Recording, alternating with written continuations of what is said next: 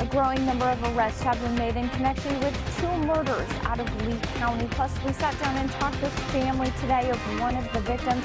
They told us what has been most trying for them this weekend. This is just not a playground over here. A tragedy at Lexington Cemetery and a plea for parents.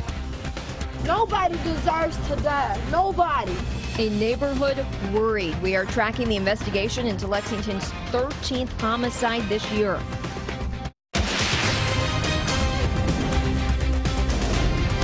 This is WKYT News at 11.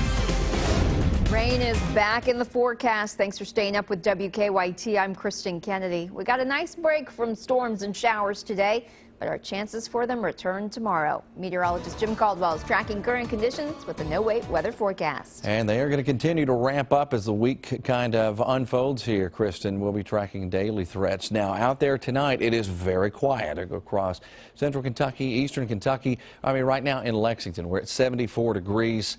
With humidity level at around 57%. Now, through the day, today is much lower than that. We're at night, so it comes up a little bit. But overall, a very comfortable end to the weekend. But this week, we'll have humidity much higher. A true tropical feel around here, which feeds the thunderstorms.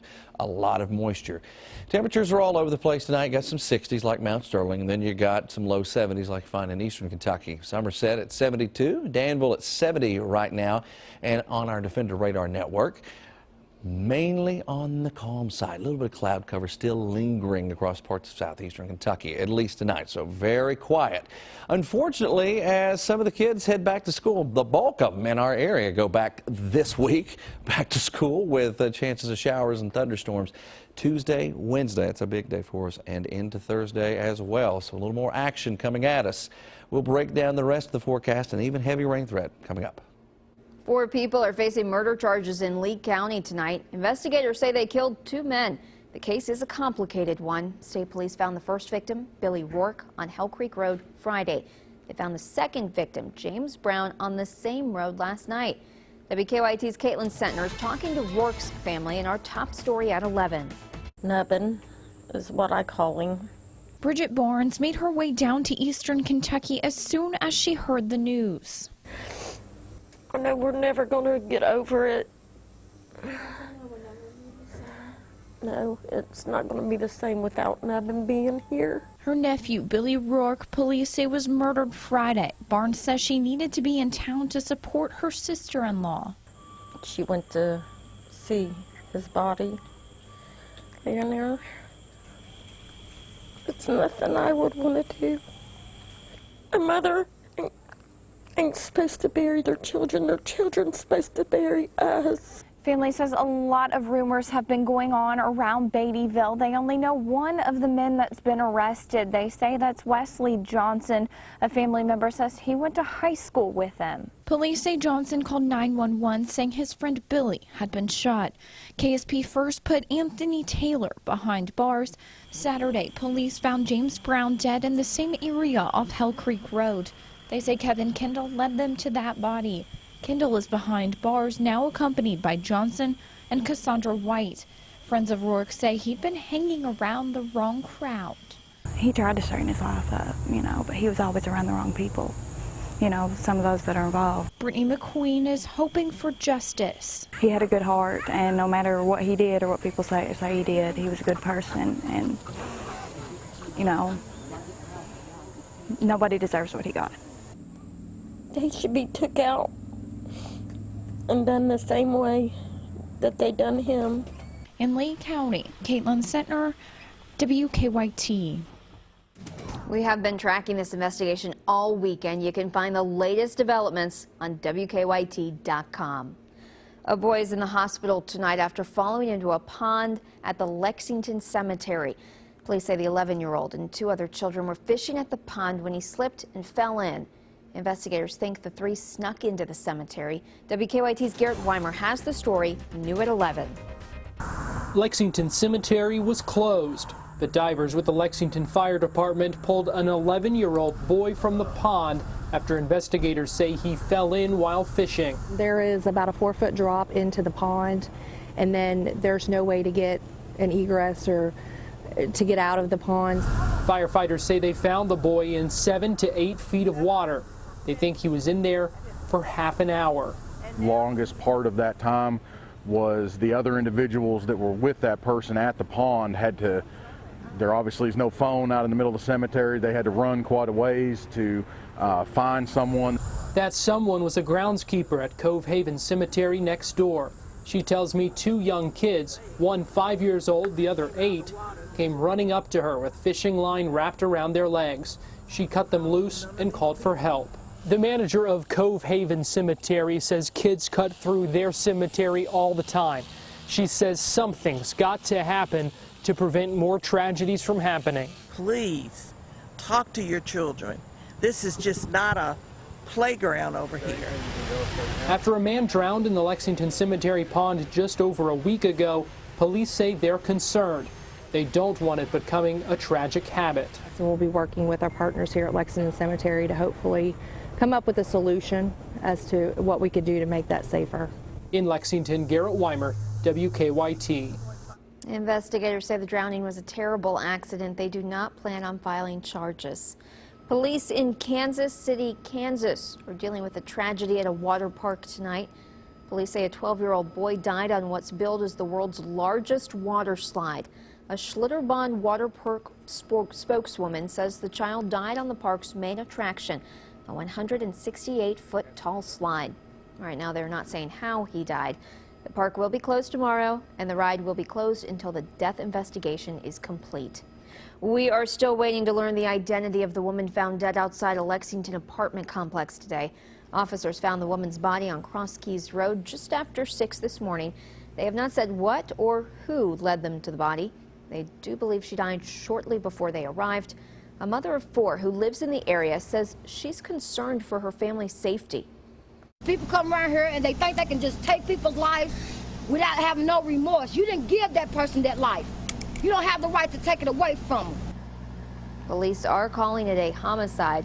The coroner has not yet released the woman's cause of death.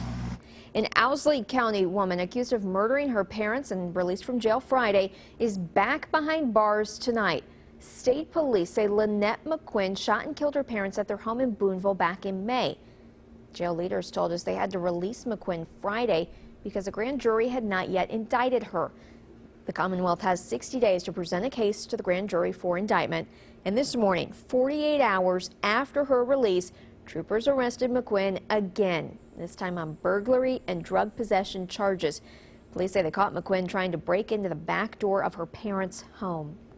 Deputies in Montgomery County are still investigating a deadly crash on Interstate 64. The sheriff says this afternoon a semi-truck was slowing down in the westbound lanes near mile marker 104 when the truck behind it slammed into it. The truck was pulling a utility trailer that ended up in the median. The crash blocked lanes in both directions for hours. The sheriff says 2 people inside the truck, a man and a woman, died. Well, we're going to take the vehicle more likely inside the building. Instead of extraditing and getting them out of the scene right now, we're going to take it inside, and we'll go ahead and more likely cut them out from the fire station. The investigators are trying to figure out why the semi-truck slowed down and why the truck behind it didn't. The names of the 2 killed have not been released. Emergency crews rushed a pilot to the hospital tonight after his plane made an emergency landing in Shelby County. Investigators say the pilot left Frankfurt's Capital Airport and radioed for help shortly after takeoff. He said he was having engine trouble and landed the plane on Grubbs Lane in Shelby County. Crews at the scene say the pilot had some leg injuries and a possible fracture. People in Hardin County honored a fallen firefighter today. Jonathan French died 2 years ago. A semi hit the fire engine he was working out of. At the time, his crew was fighting a car fire on Interstate 65. This weekend, the city of Glendale renamed a stretch of road outside of a volunteer fire station in his honor. The memorial sign stands at the intersection of the new Glendale Road and Kentucky 222. We never know from one day to the next how it's going to be. I mean, it's just the blink of an eye. It could be really emotional, and then the next blink of an eye, everybody be laughing and cutting up and having a good time. Glendale Fire Chief Richard Peters called the sign a living memorial to French's family. Of the 23 volunteers in the department, 5 are related to French. His mother, who was injured in the same crash, still serves as a volunteer. Still to come on WKYT, an online petition is going viral. Why hundreds want the Cincinnati Bengals to change their name. And they sparred at Fancy Farm. Now the candidates for Kentucky's U.S. Senate seat are hitting the campaign trail. Now, your hour-by-hour forecast with meteorologist Jim Caldwell. Low and mid-70s hanging out with us tonight. We'll probably end up in the mid-60s in many locations out there. I wouldn't be surprised if somebody got a little bit cooler than that as well. Overall, our Defender Radar Network is quiet as well. There you see what it looks like. The overall picture, very dry. Some clouds still holding steady, though, across southeastern Kentucky. That's really about it. The only thing we have going on anywhere tonight, except something down to our south that continues to develop and will eventually cause us some problems. We've got an area of low pressure just down there spinning, developing, and picking up moisture, and will eventually push that moisture right toward us here in Kentucky, and it's going to cover up a big chunk of the eastern U.S. here. A lot of moisture. Tropical feel with heavy rain-producing showers and thunderstorms likely. That system, what it's going to be doing over the next several days, it's going to find itself in a good little position, kind of meandering back and forth along the Gulf, and what it will do is it will continue to spread all of that moisture in. This green doesn't highlight rain. This is just true tropical air. The moisture increases. We'll have a tropical feel, and I mean a truly tropical feel out there with dew points that are going to be possibly into the mid-70s. When you get that high, that moisture content, that much in the atmosphere, heavy rain potential is easy to achieve, and that's where we could be with some of the showers and thunderstorms. The first chance of rain is mainly for folks across southern and eastern Kentucky tomorrow. Scattered showers and thunderstorms. Isolated risk here in Lexington to Frankfort, Georgetown. Doesn't mean we're out of the woods. We could certainly run into one of those rogue showers, but better chances to our south and east. We get into Tuesday and the chances increase a whole lot. Here's what it looks like with just model data. We'll advance. We get into tomorrow around 11 o'clock, a little stray shower goes up, and then even more will start to fill in southern and eastern Kentucky, and they'll keep coming. So that's your best shot for some of the rain. And again, one of those might break off or just pop up and develop around here as well. That moisture starting to get funneled in here, especially into Tuesday. We're at 1 o'clock. You can see the showers and storms going, and we get even more. Better coverage will start coming together as well. We get into Tuesday night, still tracking some rain. Here's the deal. With any one of those showers or thunderstorms, we could see tremendous amounts of rain.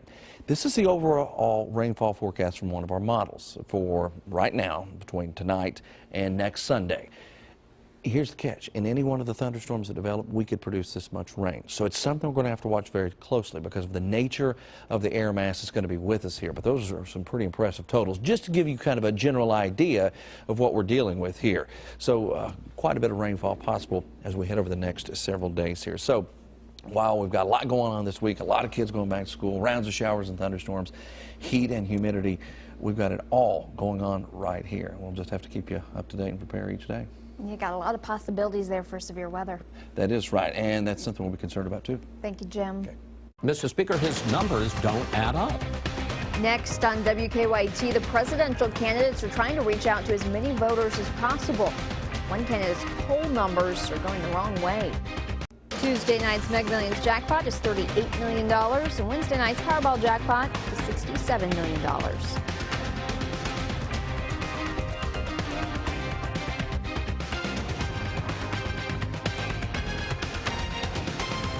The election is about 13 weeks away. Hillary Clinton has a sizable lead in many polls, and Donald Trump has had a very bad week. Supporters for both presidential candidates hit the Sunday morning talk shows. Wendy Gillette takes a look from New York.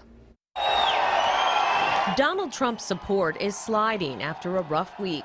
A new Washington Post ABC News poll finds the Republican nominee has the support of 42% of likely voters, compared to 50% for Hillary Clinton. According to a CBS News Battleground Tracker poll, Clinton is also ahead of Trump in key swing states, up by 12 points in Virginia, 2 points in Nevada.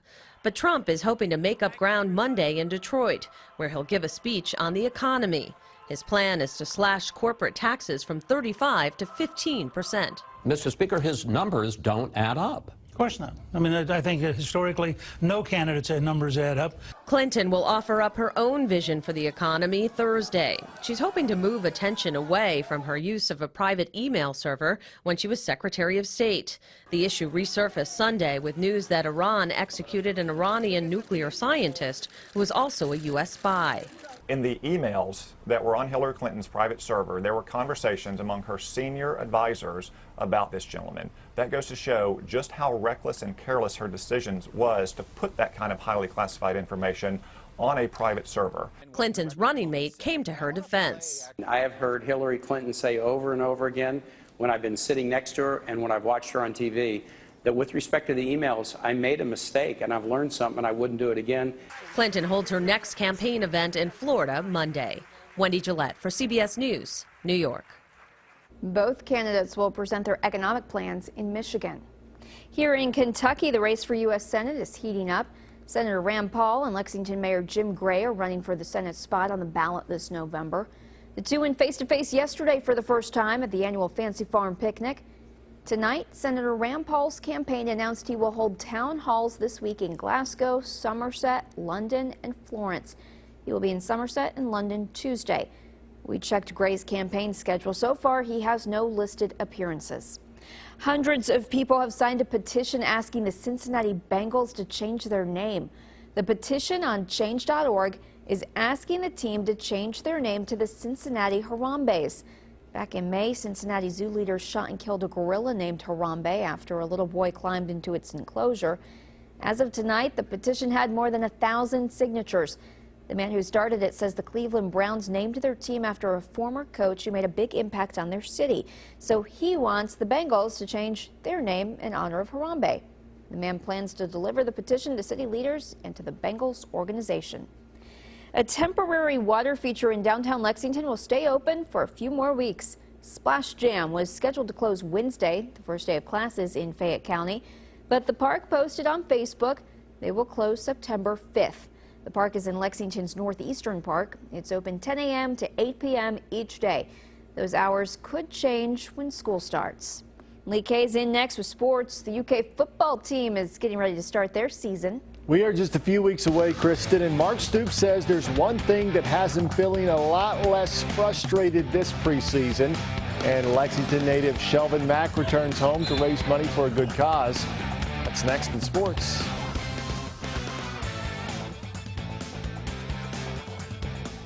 Mark Stoops has valuable experience in head coaching going into his fourth year at Kentucky, and now his roster does as well. On the preseason depth chart, all but 2 starters on offense are upperclassmen, and half of the defensive starters are as well. Stoops is no longer relying on the young guys, something that he hasn't been able to do in his first 3 years. It's a good feeling. And it's a lot less frustrating when you walk off the practice field because you're not trying to feed somebody water with a fire hose, and you're letting them come along the way they can. Yeah, and we have some very talented freshmen, and some of them may play.